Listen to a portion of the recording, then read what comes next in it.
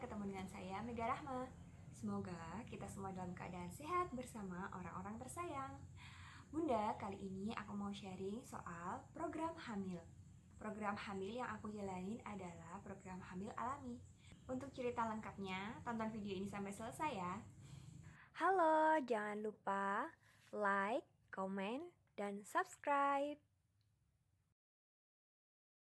Jadi kemarin ada DM yang masuk, WA juga, dan tanya soal program hamil yang aku jalanin.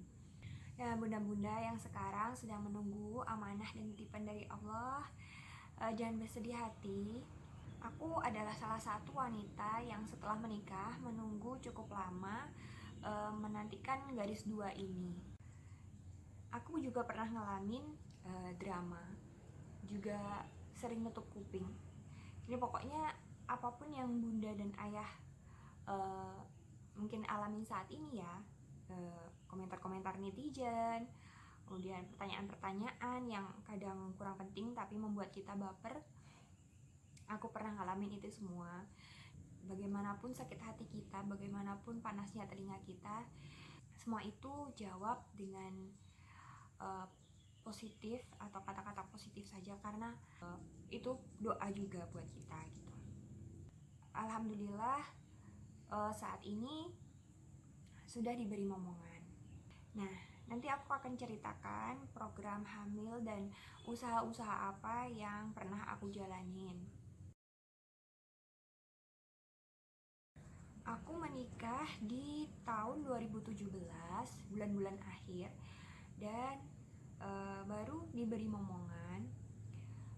Anakku Arga lahir di 2020 pertengahan. Nah, kira-kira 2 tahunan ya, 2 tahun setengah lah.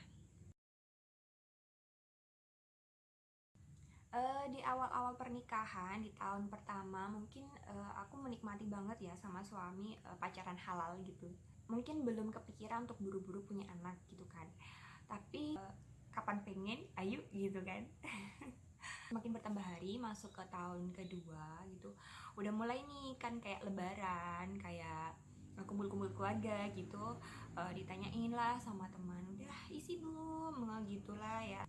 Gimana, udah positif belum, mana nih adiknya kok belum ada gitu kan ya. Pertanyaan-pertanyaan dan kata-kata netizen yang membuat telinga panas, yang membuat kita kepikiran lagi, padahal sebelumnya kan kita enjoy aja ya, tapi karena pertanyaan dan kata-kata yang seperti itu malah membuat beban buat kita.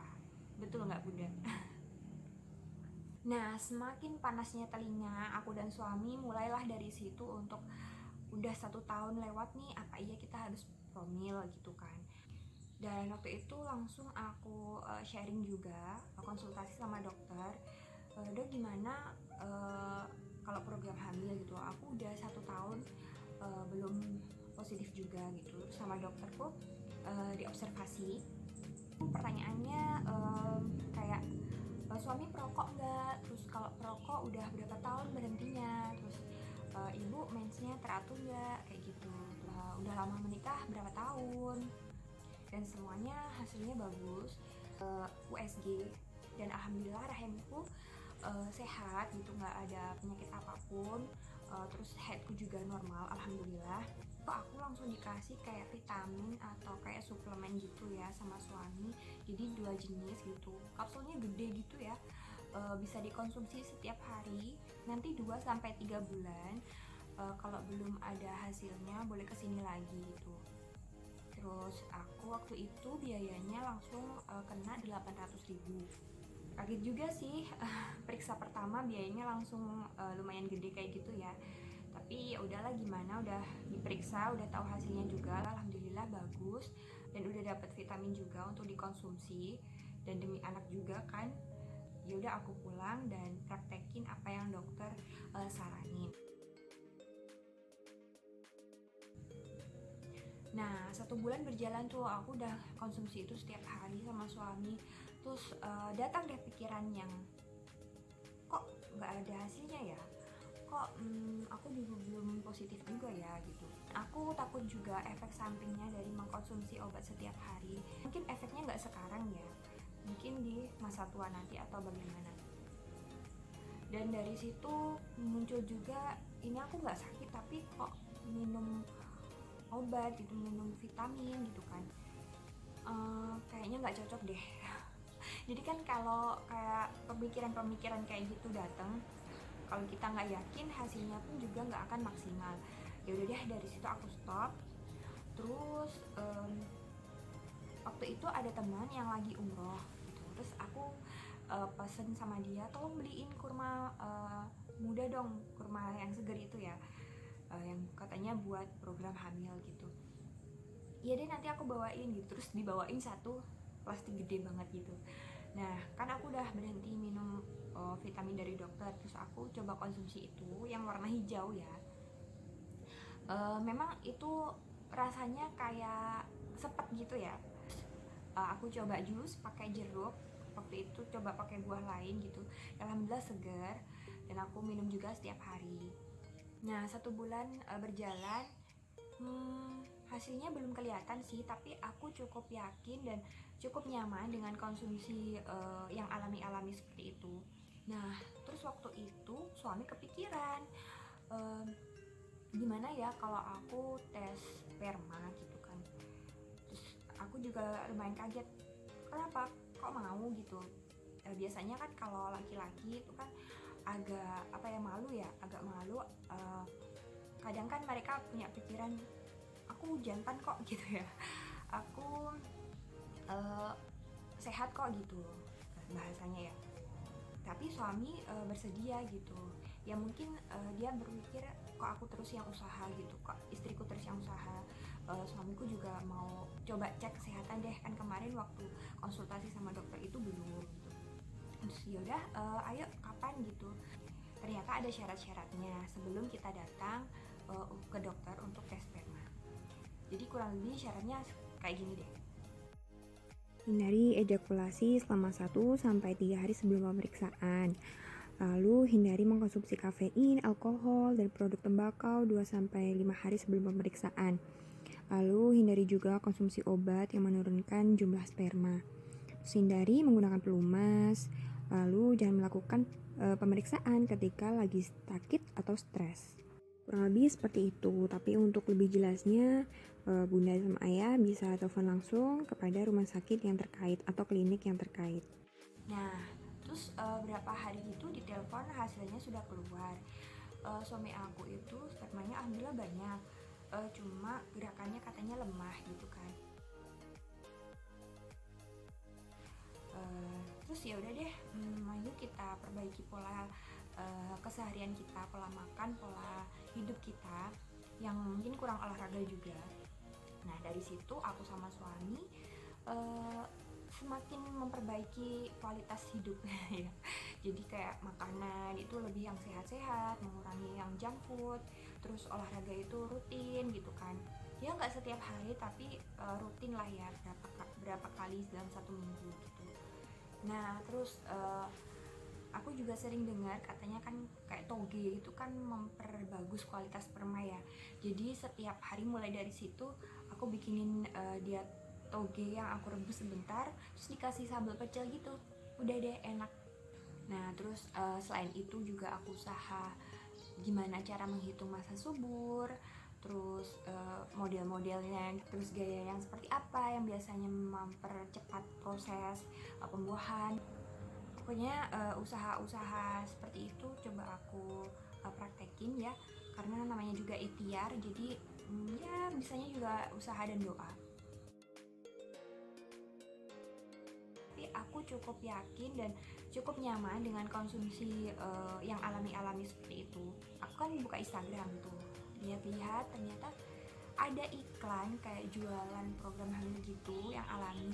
Nah di situ kayak ada paket komplit gitu ya, program hamil alami, ada buah kurma muda, zuriat, batu sauda, dia kayak punya paket lengkap gitu yang dikonsumsi suami sama istri.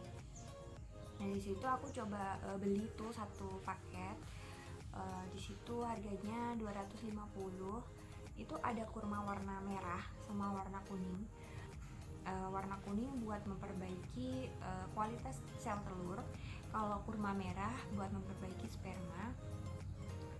Terus sama habatus sauda Zuriat itu aku beli yang bubuk, jadi gampang banget itu dikonsumsinya pakai air hangat terus dikasih bubuknya gitu. Nah, terus di situ juga ada dikasih selembaran gitu doa-doa yang bisa diamalkan sebelum mengkonsumsi gitu. Aku order pertama kali di bulan Maret 2019. Nah, di bulan Mei 2019 itu kan Ramadan. Aku udah seneng banget karena puasa aku nggak bolong. Artinya aku udah telat mens 5 hari. Dan waktu itu mudik aku sama suami perjalanan Bogor, Ponorogo, Blitar. Mungkin kecapean jadi nggak jadi senang. Mensku keluar dan oke, kita lanjut promil lagi. Ya udah deh, mungkin belum rezeki. Bulan Agustus 2019 aku lagi-lagi telat dan itu udah 1 minggu. Tapi aku kepikiran nanti deh, kalau udah telat 10 hari aku tes. Ke-8 pagi hari itu perutku sakit banget, 3 kali sakitnya, bahkan kayak orang mens itu, kayak mau pingsan gitu. Terus aku bawa istirahat, bawa tidur, terus tiba-tiba pengen ke kamar mandi kan. Ya ampun, dari situ aku lihat di, maaf ya, celana dalamku itu ada kayak gumpalan gitu ya, ada kayak garis putih-putihnya gitu. Terus aku tanya sama temanku yang bidan, aku fotoin deh ke dia. Aku nggak begitu jelas deh sama gambarnya, tapi coba kamu periksa langsung ke dokter Objin deh. Takutnya itu memang janin, tapi takutnya juga bukan gitu. Dan kalau misalnya itu janin kan harus dikuret ya. Langsung deh aku sama suami ke dokter ngecek sebenarnya itu iya apa bukan, tapi nggak aku bawa ya, cuma aku bawa ada fotonya aja, aku kasih ke dokternya. Mungkin telat semen yang lama, jadi kayak darahnya itu udah banyak gitu ya, menggumpal di dalam. Dan rahimku alhamdulillah bagus juga, sehat, maksudnya nggak perlu dikiret gitu. Terus ya sudah deh, kita program lagi. Bulan September 2019 aku resign dari kerjaanku karena di Bogor itu aku udah kerja dari jam 8 sampai jam 5 sore. Terus belum lagi aku jualan online juga, aku ngejahit juga, aku ngelukis juga, dan aku mencoba untuk mengurangi kegiatan-kegiatan yang berat. Ya memang berat juga sih, meninggalkan kerjaan berarti kan keuangan menurun ya. Terus aku waktu itu pindah sama suami ke Blitar dan berusaha untuk membuka usaha sendiri, buka toko di rumah, jadi biar lebih gampang ya kontrol kerjaan dan lebih mengurangi kegiatan-kegiatan yang berat. Di bulan Oktober 2019 aku telat 10 hari. Di situ aku belum berani tes pack. Terus ya udah deh, besok pagi aja gitu kan. Aku juga lumayan senang karena belum pernah telat 10 hari kan. Pagi harinya aku coba tes pack itu garis 2, tapi masih buram. Dan ya udah aku coba besok lagi dan aku belum kasih tahu suami. Dan keesokan harinya garis 2-nya agak kelihatan lebih jelas dan aku tambah senang lagi. 2 hari lagi aku tes pack lagi, alhamdulillah sudah jelas garis 2. Ya Allah, alhamdulillah perjuangan selama ini terbayarkan dan berbuah manis. Waktu itu langsung di USG dan alhamdulillah di situ kelihatan banget janin, ukurannya masih kecil sekali, usianya katanya udah 7 minggu. Perasaanku deg-degan, campur senang, campur bersyukur banget ya, alhamdulillah akhirnya aku akan menjadi seorang ibu. Untuk bunda ayah yang menunggu buah hati, jangan bersedih hati karena kalian gak sendiri. Banyak banget yang mengalami apa yang pernah kita alami. Mungkin kisahku belum seberapa ya, dan penantianku mungkin dibilang cukup singkat, dan banyak ayah bunda di luar sana yang kisah dan usaha-usahanya lebih berat dan lebih besar lagi. Yang jelas Allah tulis cerita kita beda-beda ya. Tapi semoga ceritaku tadi atau usaha yang aku jalanin tadi bisa diambil manfaatnya, terus kompak dan saling introspeksi sama suami ya, karena program hamil itu nggak dibebankan sama istri aja gitu. Jadi dua-duanya itu sama-sama berusaha, sama-sama mengkoreksi kekurangannya apa. Sudah cocok ini menjadi orang tua gitu. Jadi apapun itu kita ambil hidayahnya. Insya Allah setiap usaha akan membuahkan hasil yang indah. Dan ketika Allah sudah melihat kita benar-benar siap menerima apa doa kita, karena semua itu sudah diatur oleh yang maha mengatur. Dipasrah sepasrah-pasrahnya, tapi tetap berusaha dan berdoa. Nah ini juga termasuk hal-hal yang mendukung ya, tapi nggak tahu ini mitos atau benar, tapi alhamdulillah aku praktekin juga berhasil gitu. Ini dia tips-tipsnya. Selama niat program hamil, kurangi memakai celana jeans atau celana ketat. Lebih sering aja pakai rok. Kurangi mengendarai motor, lebih baik mengendarai mobil boleh.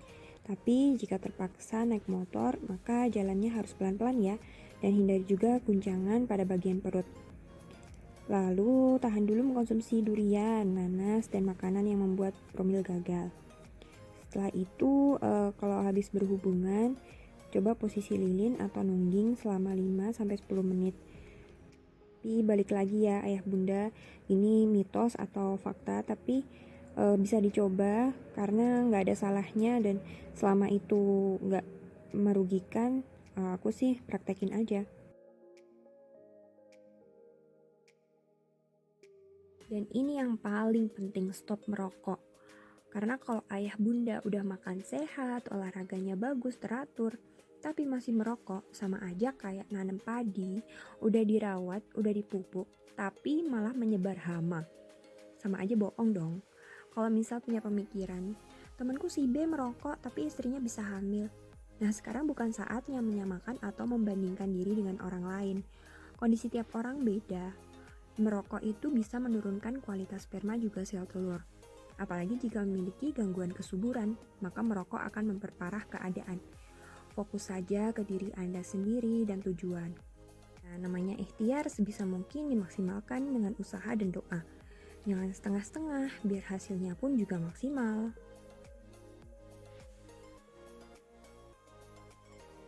Oke bunda, sekian video sharing aku. Semoga bisa diambil hikmahnya, dan semoga bunda dan ayah yang menantikan garis 2 segera Allah percayai, Allah kasih amanah dan dijaga baik-baik.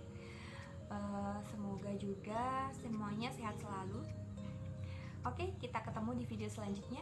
Jangan lupa like, comment, dan subscribe. Dan terima kasih sudah menonton. Assalamualaikum.